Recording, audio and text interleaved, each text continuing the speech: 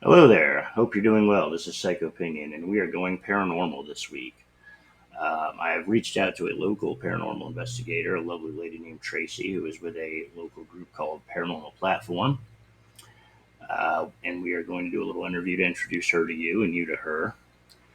And then after that, we will be headed off to Pactolus Lights. For our second time there, we will be bringing two groups, and hopefully, we'll find something very interesting. Without further ado, here's the interview with Tracy, and then I will be back to let you know what's going to happen next. Thank you for watching. It's a pleasure as always for us.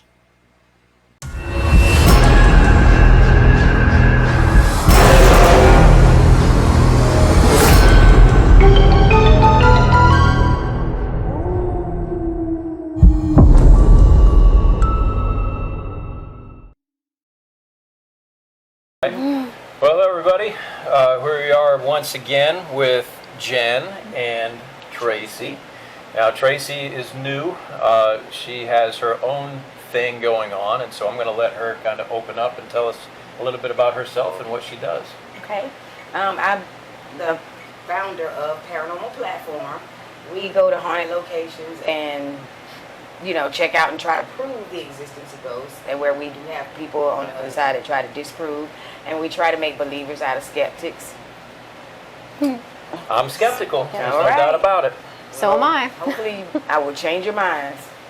Awesome. Hopefully, I will change your minds. So, being the skeptic that I am, I have had certain instances in the past that are difficult to explain, but not impossible to explain. So why don't you tell me a little something about some instances that you've ran across that might make me lead to believe that it is truly something paranormal.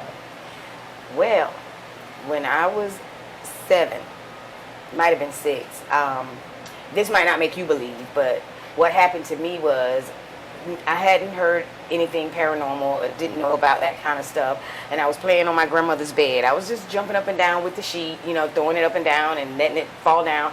So the last time that I did it, I kind of, threw the sheet up. It was just a little white sheet, and I threw it up, and so I laid on my back, and I'm like, yeah, the sheet's going to come down, like, how Aladdin and all that, so I'm just a kid thinking this. So I'm laying there, and when the sheet kind of draped over my body, something pressed me down. It was like something came down with the sheet. So I'm laying there and I can see the light through the sheet. So whatever it was, I couldn't see it. So I couldn't move, and I'm laying there like, okay, what's going on? I'm gonna call my grandmother if you don't get off me, right? I'm talking to this thing. So it's still pressing down some more. So I'm screaming bloody murder at this point. So as soon as I hear my grandmother's footsteps coming down the hall, it just lifts off me, and I just, come out from under the cover, telling my grandmother what happened. Later on, she went to tell me that she too was hearing things in this particular house. Now, if you fast forward a few years after that, I started having different paranormal experiences. I would have instances of deja vu where I could see something but then see it again. So I'm little and I'm like, wait, I already saw this. So that started happening to me, and no matter where I went, whenever it would rain, I could hear ghosts, and I still can. But it's mostly if it's raining or storming outside, I can hear ghosts walk, and I can hear them say things sometimes. Oh, wow. That's wild. Yeah. That is crazy. I mean, I had an experience when I was younger, too. I'm from up north, and a lot of the buildings, especially the houses up there, were built in the 1800s. They don't build as often as they do in places like North Carolina. So a lot of the homes are older, and typically that's kind of what most people would associate a haunted place as something that's been around a while, right? Yes. Also, that house that I grew up in, at my grandmother's house, was built on something called a schist, which is a rock formation. So the basement was literally a giant rock. So it was wavy. You'd go downstairs. We had a fireplace down there for heating the remainder of the house, but a fireplace that we'd go down there during the wintertime, and we'd sometimes spend time down there, and it was very uneasy down there because of the kind of constraints you were underneath. First of all, the ceiling to the first floor was very low. I wasn't always super tall, but as I got older, it was much more difficult to get around there. And also, as you're walking at different elevations. So you're kind of up high 1 minute and down lower. So there was always something about that kind of gave that uneasy feeling. But having said that, we used to, on Sundays, get together as families. My grandparents were there. My aunts and uncles would come, different cousins, things like that. We'd watch football. Typically, the guys would watch football in one room. The ladies would watch soap operas in another. And we'd always get pizza. And so we're sitting at a couch. And boy, I had to have been maybe 15 or 16 at the time. And so I'm sitting on a love seat with two other people on either side, just like we are now. There was a couch over here. I was sitting next to my father, in fact, and then there was a chair over here. And we had on a wall that's maybe 10 feet away by the TV, those sconces that you can hang like either little candelabras on, or you can showcase like a plate or something like that. So on this wall was one of those little sconces that had a plate about this big. It was one of the hand-painted plates. And we're all talking, everybody's kind of talking over each other. And that plate came off the wall, hit my dad in the chest, and landed on the floor. And everybody stopped talking. And we all saw what happened. Everybody stopped talking. We couldn't really explain what happened, and nobody wanted to try. So he got up, looked at it, put it back on the wall, and that was the end of it. And it never was brought up really after the fact. I happen to know through communication after the fact that there had been other things that went on in that house, both while I was there and not there But how can you be a skeptic after that? I know, and I get that. And that's one of those things that even seeing something like that, I've always, and I don't discredit the possibility, because there's obviously thousands of things that I don't know, and there are certain things that we don't know, as a human race in essence about. We know gravity, right? We know what goes up must come down and things like that, but we're still kind of infantile in our understanding of what the potentials are in the world that we live in, and we're finding that out more and more with technology, the way that it's starting to grow, from cell phones to everything else. The stuff that seems sci-fi 20, 30 years ago is now not so much a reality as it is our everyday way of life. So that's pretty wild. Jen, I know you're also a skeptic. Have you had anything that kind of caused you to think twice before? I have had one instance. It's funny because I was also on a bed. I was on my aunt's bed, and this was right after my father passed away when I was pretty young. I was like around 10 or 11.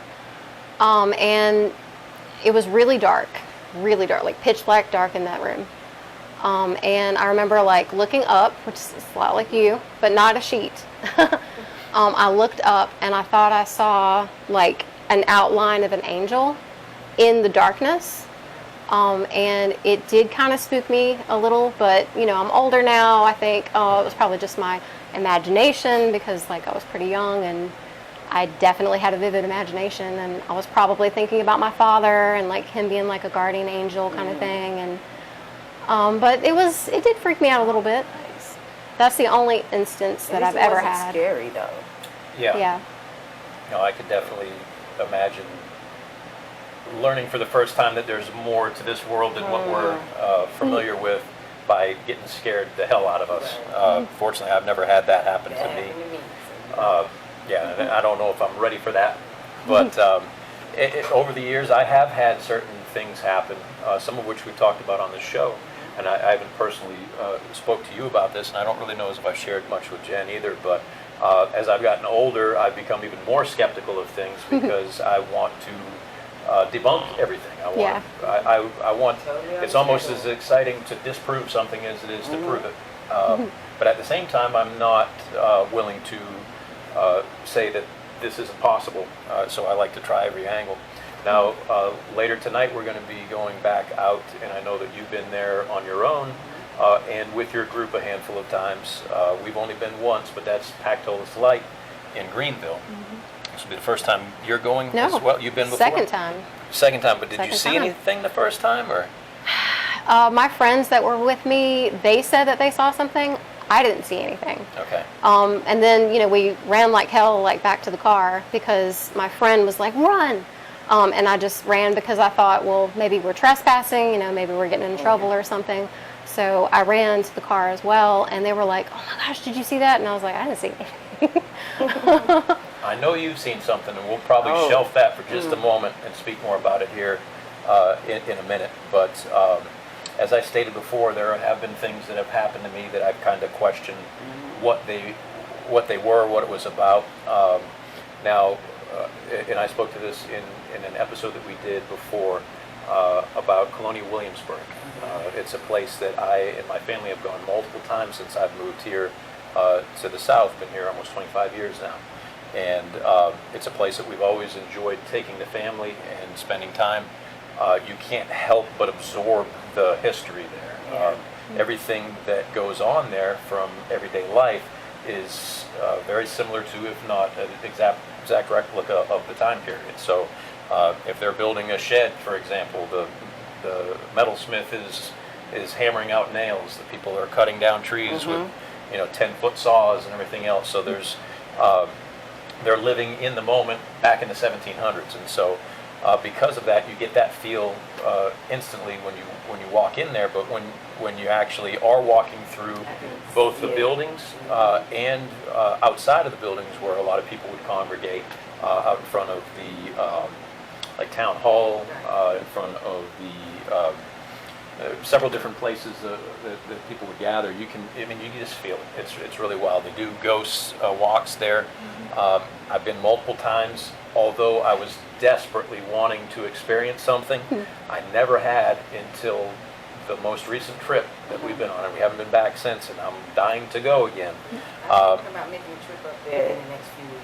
That's awesome. You're going to have to, because it's fantastic. But I did have a moment. I won't get into it too much because I've spoke about it before on the show. But I had a moment where I was with my family, my girls, and we were in a group of about 30, and they were all watching these nice women like using this giant loom to create like a carpet or a rug, as a guy was kind of narrating what they were doing and what those things were for. And as that was all going down, I got a pretty substantial tug on my shoulder to the point of where I thought one of my kids had done that. And I turned around, and I was closer to the wall than I am now. Nobody behind me, nothing to catch myself on. And it was very clearly something pulling on my fleece jacket that I had. To the point where it made me laugh because I was so excited about what had happened after I noticed that nobody was there. And then, of course, skeptical me says, okay, well, did you catch it on something? Yeah. Was it a muscle spasm? What, and I went through a laundry list of things that kind of led me to believe that there is no explanation for this. I talked to the gentleman that was doing the tour afterwards, and he had stated that there were several things that have gone on very similar to what I experienced there. A lot of these people that work there live there as well, and so even after they punch the clock, for example, they still experience things. And I showed you that picture of what I believe is that woman's foot in the doorway. And at that point in time when I saw that image, and Jay can maybe bring that back up again in this video to show that again. When we went to the hotel afterwards, it was an image that I didn't see in real time, a place that I was standing exactly in that spot just moments prior to taking that picture. Once I went through all the photos that I took throughout the day and saw that, that was one of those ones that kind of tipped me over to the more of a believer than a skeptic. But at the same time, I enjoy keeping that mindset because it keeps me sharp. And I'm quick to dismiss a lot of things. I need a lot of proof first. So, but it's not easy.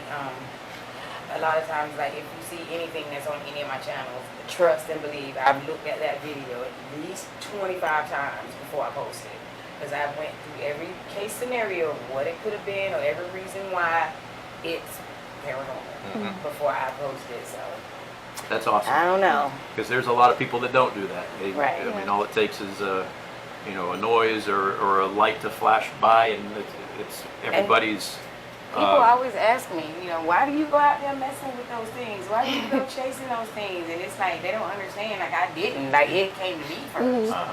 And just my curiosity growing up as to, why me, has me now trying to prove that they exist. So That's cool. That's And why I I can't do think of a much more entertaining way to spend the evenings too than to go out looking for this man, sort of stuff. we've been some crazy places and seen some crazy things.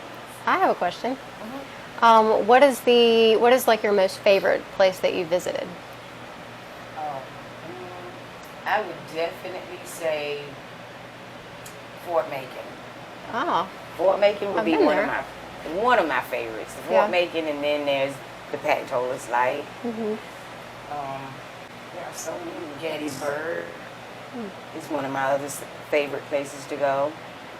Because I have a cousin that lives right in Upper Marlboro, Maryland. So if I go there, it's like an hour and a half little trip up the road. Yeah. Because when I travel, it's mostly in time instead of distance.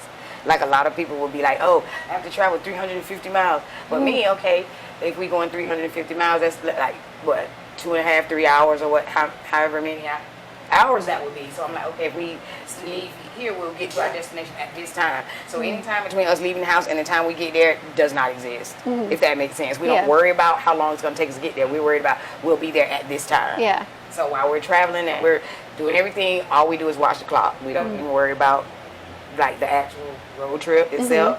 So that makes it a little bit more fun because, like I said, most people think about how far they have to go, but instead Yeah. of time. Yeah. Right. And then you won't. So that's how we travel in time. And anything that takes 2 hours or less, we can do it. It's like going around the corner to us. So going to Virginia wouldn't be a problem. Anything under like 3 hours is no problem for us to do that in a day trip, like on any given day. And then I still have to be back in Greenville to be to work by 4 o'clock. There's always that work thing. It is. Now, as far as your favorite place to go is one thing, but has there sorry. been a location? No, you're fine. It's very warm in here, as you might be able to Yes, see. very. We're not vampires glistening, right? Not yet. No. But has there been a place that you have experienced more activity than others, or something that was just, that wow factor was just too much to look past? Well, 'Cause that's kind of the point, right? Everybody Yeah. can go out there and hope to see something, but but we rarely see anything in the field, and that's what. When we see things, it's mostly on the playback once we get home. So every now and then we'll experience something like if we go to the Pactolus Light and we see it, we'll get super excited, and that's one of the things we experienced. We experienced the quarter falling off the grave when we went to Beaufort. The little girl buried in the room. okay. The barrel, yeah. She, I picked one of her quarters up, was on this side on the ground, so I put it on this side. And we were walking around, and I was just saying, well, we're about to leave now, and a quarter on this side just flipped off the casket. And I'm sure it had been there for however long when whoever put it on the opposite side. But I did get that on video, and I'm just trying to think. Nothing really, like I said, nothing significant happens like out there like that. Like it'll be small things that we might see when we're actually out there, but we'll see most of it once on the playback. So I mean, that's kind of the point. experiencing stuff in real time would be awesome, but a lot of times we don't. There's been so many shows on, paranormal ghost hunters. I think we're probably the most popular, ran for almost 10 years, I that's think. commercialized more than And anything it else. is. I mean, Yeah. you can only, you've got to keep people entertained. And so because of that, I know personally that they had fudged a few things Yes. to try to keep people excited about it, because in reality, the majority of your time you're not finding anything, you're not catching anything, and in essence and you it can could be out there for hours. yeah, I mean, it could be considered a waste of time, but it's how much effort and willingness you're able to put in to potentially catch that thing that makes it all the worthwhile when you do.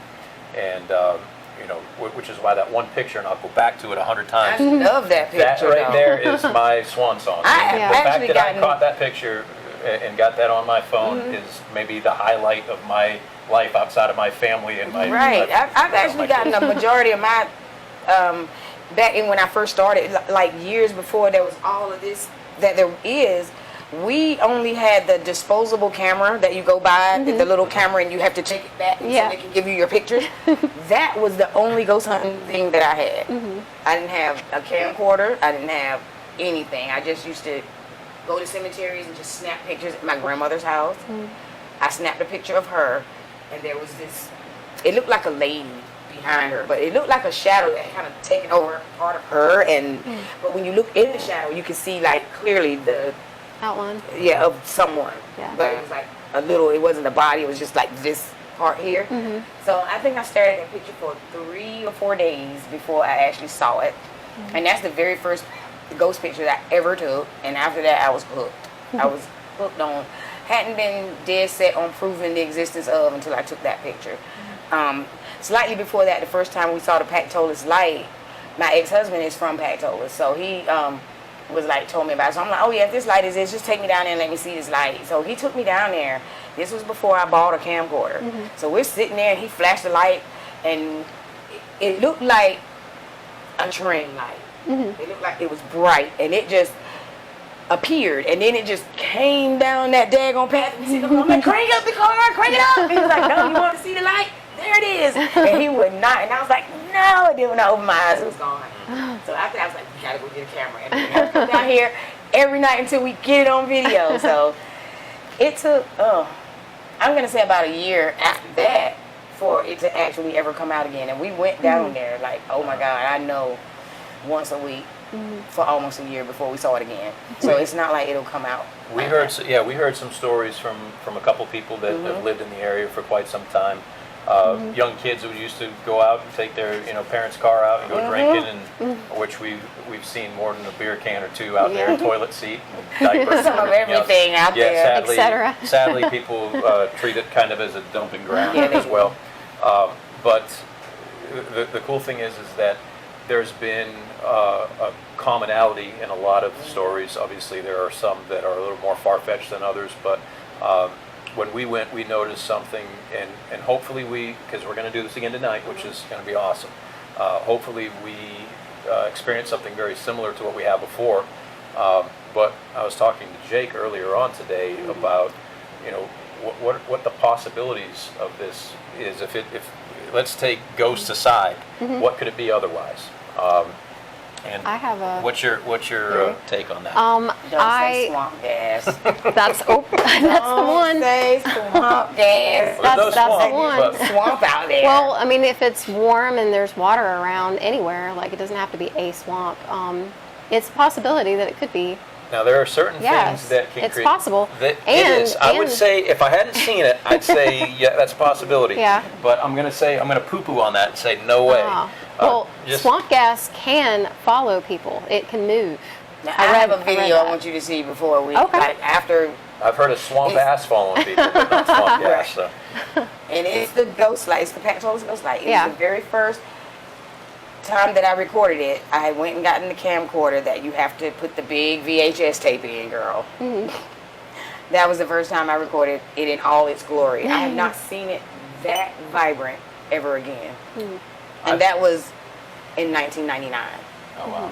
I mean, I've heard people say that they have driven away in a vehicle and had the light chase them, which I'm not so sure I really believe I hope that. it chases us. That would be I do more the hope. Pantego light, because there's like 3 or 4. Okay. Now the Pactolus light, I've heard that if you curse at it and get out there and start acting disrespectful, it will scorch the top of your car or scorch you.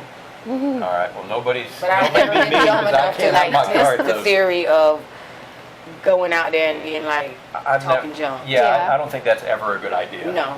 I'm not going to I disrespect the always light, go with love, peace, and No. respect, no matter where I go. but I'm also probably not going to run. No, we're not. We're going to figure this out. No, we're tonight. gonna stand there Yeah. and We're going to stare stand that there light and figure down. it out.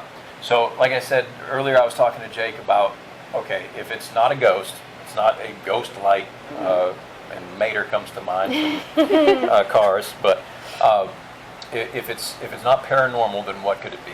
A will-o'-the-wisp. What creates?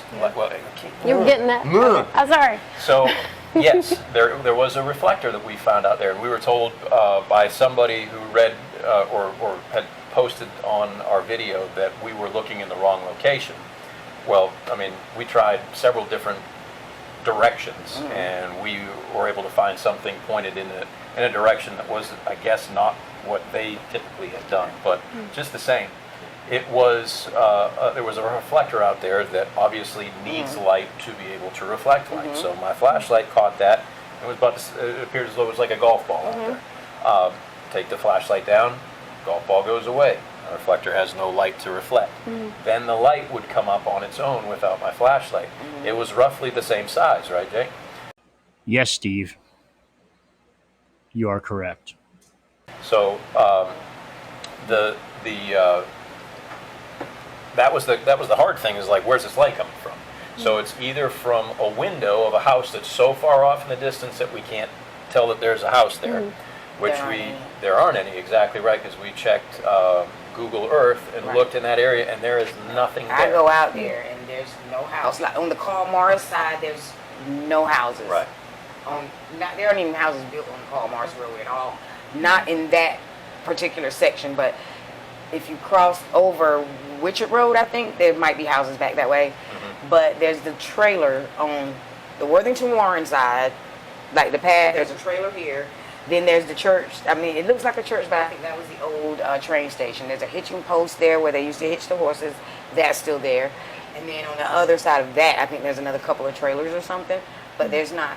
Right. No, and certainly where we were located, there was nothing there. There's nothing there. Outside of just some really heavy power lines, there was nothing there. And the fact that the light, we were discussing, okay, well, if it's a flashlight, it would give off a round orb, if you will, but it would also illuminate what's in front of it. So it's not somebody with a flashlight.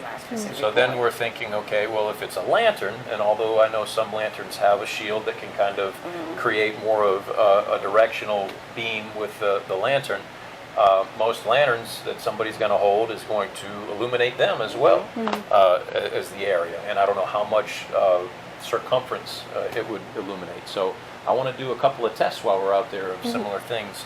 A flashlight, a smaller light. We've got a lantern. We got a few different things that I have the spotlight that will shoot a straight beam, like for at least a quarter mile, and then I have the big bright, big round, like it will illuminate everything, like all around. So I have that, and my daughter has one. So, and I know Melissa has flashlights as well. So we have different kinds of lights we can test out when we get there. Okay. But speaking of what you were saying, that is one main characteristic about this light. Like, I don't care how bright you see it, it's not going to illuminate anything around it. It's just going to be a light that's just sitting there. It's not going to illuminate the trees. It's not going to illuminate the ground. It's not going to shoot, like, shine in your eyes like a light would. So, I can't explain. That was kind of the cool thing about it. That's one of the main characteristics of it. Virtually every light source that we have in today's society is meant to illuminate things, unless it's a Bic lighter, right? So but this light does not. And that was something else that I thought, okay, well, if what could create light? And obviously there are lightning bugs that could create a flash of light, but it's more of it's kind of like the old Christmas lights that are more yellow than white. That's what the lightning bugs kind of have, a yellowy light, and more times than not, in fact, almost every time I've ever seen one, there's 5 or 6 to hundreds more of those, and there just was not anything out there. There were several deer, maybe even some coyote. We saw all the lights, kind of like an old cartoon when we flashed the lights in the trees. There was a lot of eyeballs looking back at us, but there was nothing that was illuminating other than the light that we saw. So that's pretty cool. Hoping that we get to experience that again. I'm glad that you're coming with, and we're going to test a few different things and see. Are we going to do a group down this end and a group down the other end, and we meet up in the middle? I would like to do whatever we can to Melissa and I be as definitive as possible. I think she's going to bring like two of her kids, so that'll be 3 of them, and then me and my daughter, that's 5. And if all of you are coming, so that's enough for us to do. Because we were going to set up a camera facing one way, her camera facing the other way, and then we walk, like, meet the 2 groups in the middle and see what we get later. I thought that would be a good idea. Okay. Yeah, I mean, I'm up for about anything. And we have enough people that I feel safe walking down there. It was me, Melissa, and my daughter that one night, so we didn't walk. Right. We just stood in front of And the car. it is an extremely dark place. I mean, even with the moon, And it that was path still is like dark. a quarter of a mile long. Like it's really a long. It's longer than you think. So. That's pretty wild. Have you heard anything more about this light other than? I mean, because you're from this area, right? I am. I just remember some story about like a train or something, and like somebody holding a light. The young man went to meet his girlfriend. Yeah. One of my videos, I have the little story on the end of it. He went, and he gave his name, so I'm trying to remember that so I can call it out tonight. But he went to meet his girlfriend to I guess it was the holidays or whatever, but her train was super late, and then he got robbed by some guys that wanted to steal his horse, and they thought he had money because I guess he had a fancy horse. So they spooked the horse, and it came back to Greenville because the guy was from Greenville. Then his family got worried because the horse came back, but where's the rider? And they never found his body. Like, they never found his body, so I want to take my dowsing rods to see if we can, ask him if he's buried out there nearby or something. Like, I hadn't tried any of this, but I mean, it would be sad to, like, I guess lead him to the light and then it never come back. But then it would be selfish, like, not to want to help him not be stuck there if that's the case. Yeah.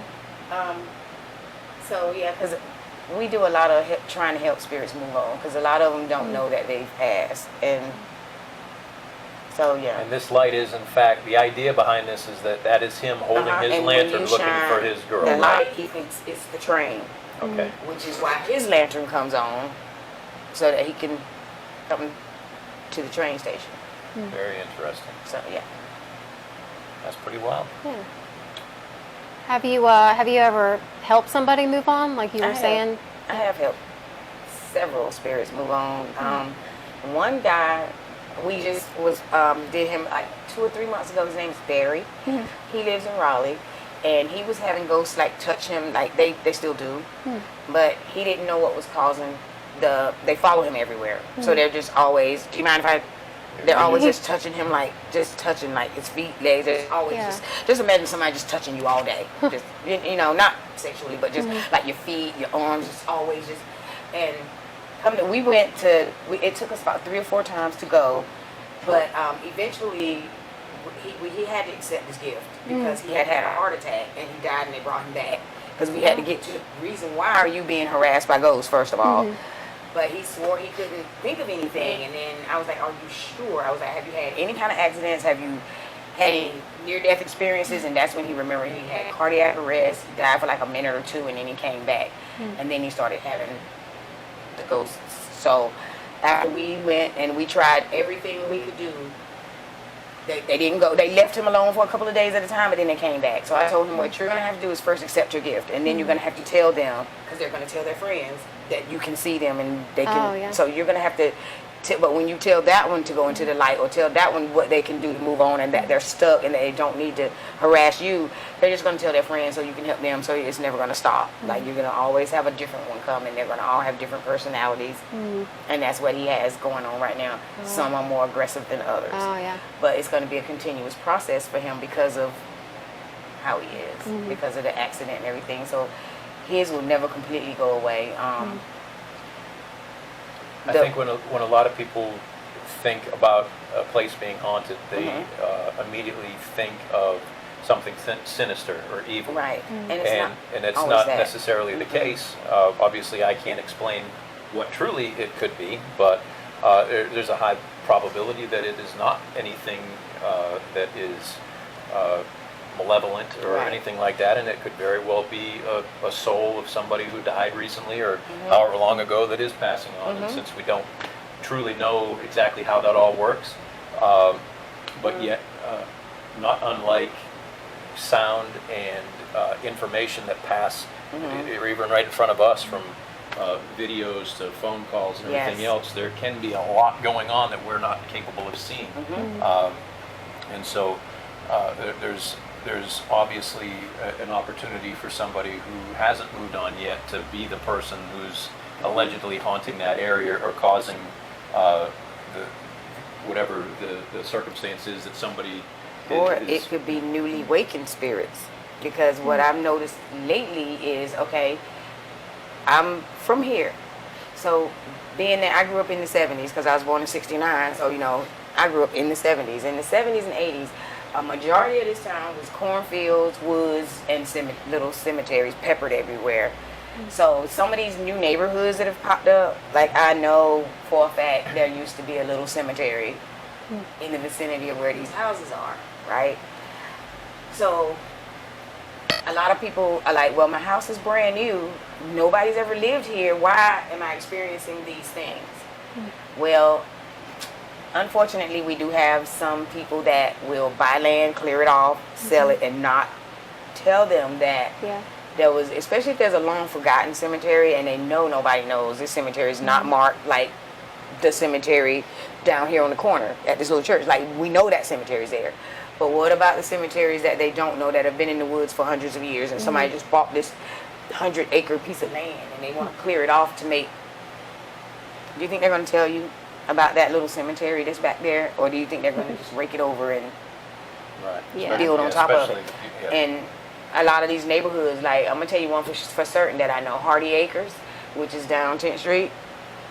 Like, you're going to... Do you know where that Walmart is?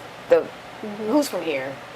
Do you know where I'm talking about? I know. The Walmart down 10th Street, Homestead, Memorial Gardens, the two cemeteries. Then you got the Sheets, but then if you go out, there's Hardy Acres. It's a little brick community right here before you, like, you're going to Chocowinity. Yeah, Tracy, I know what you're talking about. But Lieutenant Hardy Road, I know that was cemetery back there when I was little. That was woods and it was cemetery, but now it's a neighborhood. And I know people that live back there that say their house is haunted. Well, I'm like, So I just put a video up that said, if your brand new house is haunted, chances are it's built on a pauper's field. Yeah. So, yeah. And there's been like a lot of horror movies about like that kind of thing, kind of like Poltergeist, exactly. There's some truth in jest. Yeah. I'm telling you, there is some truth in, like, I be telling my daughter, a lot of these scary movies that come out, somebody experienced this, whether they were high off LSD or they actually had this experience. Like, somebody experienced this. Because if you notice, how do they know? Like, in some of these scary movies where you hear like whispers, like how the ghost like you can hardly hear it. I promise to you, I've had video EVPs that sound like incoherent conversations. So somebody must have heard this to know that, okay, this is how a ghostly conversation would sound. Yeah. Like, when they put it in the movies, like I just feel like they've experienced it. I think a lot of people though that are not skeptics and they're willing to believe everything because there are so many horror movies and there are so many things that we absorb throughout the day that kind of give us a preconceived notion about what something is based upon what we see or hear or think we see or hear. I think so many people are quick to jump on board that was something and maybe it wasn't, which again is the skeptic in me, of course, with no lysergic diethylamide needed, LSD. So the kind of wild thing about that is when you thought you've heard, and I've heard stuff, I've seen stuff. Who's not laid in bed and looked at the closet door with something hanging off the door handle and swear to God it's moving, or it's like somebody's looking at you. I cannot even sleep with my closet door cracked. Okay, I cannot sleep with any door cracked. Like, I can't look into a dark hallway, and I'm thinking it's because of it's everything we've absorbed up to this point. Yeah, and the things I experienced when I was little has kind of conditioned me to, like, I can't sleep with my head under the covers to this day. Like, I will not sleep with my head under the covers because, I've tried putting my head under the covers. Yeah, but then I will experience sleep paralysis if I do that. If I have my foot hanging out, I'll get, like, the paralysis thing. Oh, I have to have my feet out when I sleep. I can't have my feet hanging out. I can't have my arm out. Like, I don't know. I don't know. Maybe it's just I've psychologically convinced myself that this will happen because it does usually. So I kind of have to be under the I've woken up a few times in a very deep sleep and had one of my kids standing this far away from my face, waiting for me to wake up, I guess, because they weren't trying to wake me up, just to tell me something. Or did they? And yes. You were so deep in sleep you didn't my hear youngest them. daughter's done that a few times to the point I'm like, please stop. My oldest daughter does it because she's got to tell me that there's a concert we want to see 40 days from now. And that was worth waking me up at 3 a.m. to tell me. Yeah, I mean, there's so much that we've absorbed over the years. Just, I mean, at our age, that we've seen so much for the skeptical mind to be so quick to jump to a conclusion that yes, that's a ghost or that's something paranormal. Although I want to believe that, you got to really hit a home run for me to be on board. I totally understand. And And it's that way. And I tell people, if you've never had a paranormal experience, there's actually nothing I can do I can't Right. convince you. You have to have your own paranormal experience. But I think the Only big way thing is that you're you've gonna- got to be willing to be open. Yeah, you have to be open-minded. You have to be open-minded, definitely that. But then not necessarily, because I've seen some skeptics that had the crap scared out of them. Well, I've had people in my immediate family who have had more experiences than I have with things, and we've talked about this over the years, and I've been told directly that if you don't want it to happen, or if you're not willing to accept it, that it won't. And I don't know exactly 100% what that means, but that it was something that I was so quick to dismiss anyway. If I got a cold chill or my sheets fell off the bed in the middle of the night, I'm thinking something completely different than a ghost did it, or something Yeah. like that did it. Not me, and I'm like, oh my God, what is going on? But I mean, there are people in my family that have had experiences that they chalk up to paranormal because there's no other explanation in their mind for it. And I'm not one to discredit that, but I do need to see stuff for myself. And the fact that out at Pactolus, I did see this light is why I'm so excited to go back. And I hope you get to see it too. Yeah. Me too. Like, oh my goodness. So I hope we get to see more than just a flash, because like I said, lately the last few times that we've seen it, it's barely been a flash of light, and nothing super significant. Gotcha.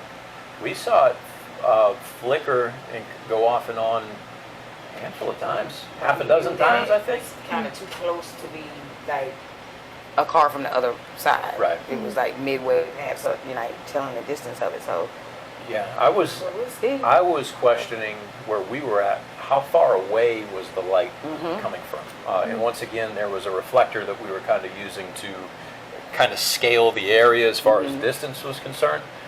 And I know where all the reflectors Yeah, are. I felt like that light was pretty close to it, maybe a little bit behind it, but no more than 50 yards to 100 yards away max.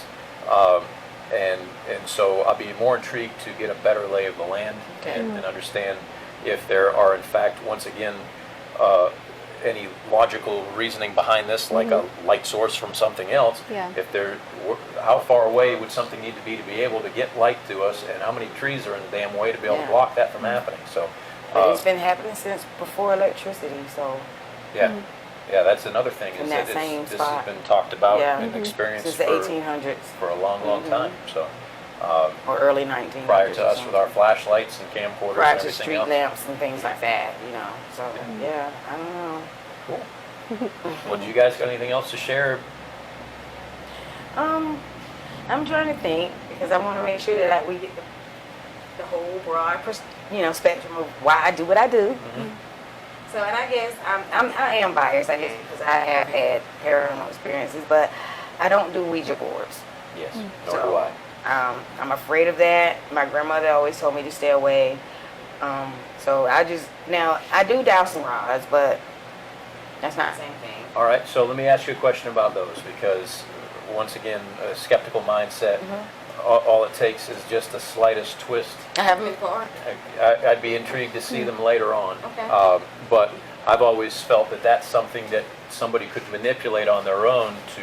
I'll let you know, hold them, and I'll ask them a question, and That'd be then pretty. you can- That'd be pretty I wild. will do it before I leave. That would be cool. That's interesting, because that's one of those things that I've always felt that is something that could be, augmented. I felt like that too. Yeah. Now, I don't trust the pendulum, because I tried it. I tried to hold my hand still, but it just felt like I was doing this. So I tried hanging it on my tripod, and then it didn't swing. So There's certain versions of like a spirit box. There's even an app for it I that have I've that seen people on my use. phone. once again, I can't speak ill towards it because I don't know for sure, but again, it seems like something that could be Yeah. manipulated Manipulated, that kind of gives you False. or a false word or Yeah. something that And I you're thought reading about into it a that. little bit too much more than what. I thought about that too, but taking in what you said, the way we kind of look at it too is some of the answers are specific to the question you asked. It wouldn't be like, it might have a random word bank or something, but how does it know what word to say when you ask a question? So, I mean, we think maybe it's the spirits might use energy or to pick the words that Right. that they know out of the words available in the bank. I don't know Yeah. how it works, but a lot of, like, we use Necrophonic, we use Spirit Tracker. Hold on, let me say it. I have a plethora of these are on my apps, Oh wow. but I don't use all of them. I do use the SLS and I do use Vox. Are I use these both Voxes. all and I paranormal use Necrophonic. apps? And I use that one. That's more like a Ovilus. And so is Spirit Talker is like an Ovilus. A lot of them That's are a lot. tried and not true. You know what I mean? Right. Like some of them I don't even use, but I like having them. And then I have the ones that I use like faithfully. So it's only about 5 out of Yeah. all of these that I use faithfully. So. You guys have seen the like TikTok videos or something where people are singing a song that we know, it's very clear, and they are plugging a word into that song that isn't the actual lyrics, but it sounds like that. Have you ever seen that before? No. So I've watched a few of these. So there are several songs that have that the wording, although now you can read what the actual lyrics for the songs were, are a little bit ambiguous, and so they might plug in a different word that sounds like it made sense, and because it's written down, that's what you see. You know? Brainstorm. Yeah, Whatever word you're looking at is the word you hear. Correct. I've seen. I try to treat it. I've seen some shows that, in fact, when you say brain, I think it was Brain Games was a TV show that I used to like. I remember and they had a that. woman that was going, and I remember this. She was going, ba ba, but behind screen they used her saying ga, and so you heard ba, although it was clearly ga. So the moment that you closed your eyes and stopped seeing her lips come together, you realized that she was saying something else, but your brain was trained to see something else and hear something else because you're predisposed to feeling that that's what it had to be. I've also seen it with shapes and colors. I don't know if you guys have ever seen it's a really cool, I've got it on my phone, it's one of the coolest things I've seen. It's about shadow and shade as far as colors are concerned. So it looks like two squares. One's white and one's gray, and they're sitting like this. And so when you put your finger in between the two of them, you realize that one is the exact same color as the other. You take your finger away, one looks 20 times brighter. And it's because of what your brain preconceives it to be, that this is at an angle, therefore this needs to be in shadow, which means that this needs to be darker because it's not catching the light of the turned tile towards whatever the light source is. So there's a lot of things that come into play that trick your mind into seeing something. And I feel that that's something that happens quite often to people who are out doing like what we're getting ready to do. They're so desperate to see or hear or feel what they want to that they're willing to to their own detriment, experience a false situation. Yeah, you know? they do. But and again, that's my mind. So when I can tell you that I have no explanation for something and that I have put my brain through the ringer to explain away something and I can't, you better be damn sure that there's something wild going on. Yeah. Absolutely. Now, we've got a YouTube show that we do, and I understand that I've seen several of your videos. Tell me a little bit about the videos that you have, the platforms that you're on. Kind of plug yourself in a little bit for us. On TikTok, it's Paranormal Platform. Well, it's Paranormal Platform everywhere, but I still have, like, on Facebook, it's Greenville Paranormal Society because that's where that was the first thing that I started when I thought of it. But then I was like, I need a field name, so that's where Paranormal Platform came from, and it's a lot easier to remember. And so the Greenville Paranormal Society is like my mother thing, and then Paranormal Platform is under that. So we're on TikTok, YouTube, Instagram, and Twitter, or X, formerly known as Twitter. So we're on those platforms doing. Okay. Gotcha. Well, I'm excited to get ready to do this. If there's nothing else that you guys have to share currently, I'd say we'll start packing up here. Okay. All right. Let's have an experience. That's right. Yeah, I'm ready. Well, thank you guys. I think I talked a lot, but I did too. She didn't say anything. I didn't talk hardly at all. I know, but And I'm back to let you know what we are doing next. So, first of all, that was a lovely interview. Very interesting conversation. And from here, we are going to be headed to the Pactolus Lights. But first, I wanted to go ahead and give you an opportunity, if you'd like to check out some of Tracy's videos. I'm going to show you some of the highlights here. And if you enjoy what you see, please check her out on YouTube under Paranormal Platform. She also has a Facebook. And if you are in a situation where you believe that you have a haunting going on, or that you have something that needs investigating, please feel free to reach out to her and what the hell, ask her to bring us along. I hope you enjoy part 2, which will be coming up here. Please stay tuned for that, and that will be us investigating the Pactolus Lights in an episode I call Pactolus Lights Revisited. Thank you for watching as always, and we'll see you at the Pactolus Lights. Thank you.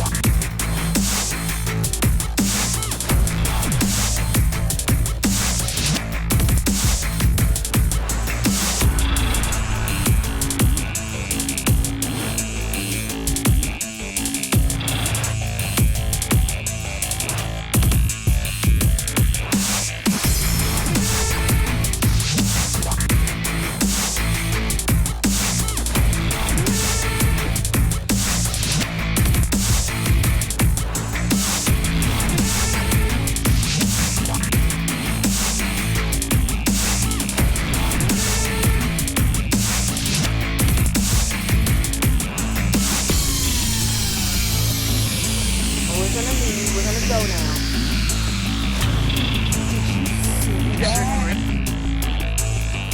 That water literally just slipped off of the ground.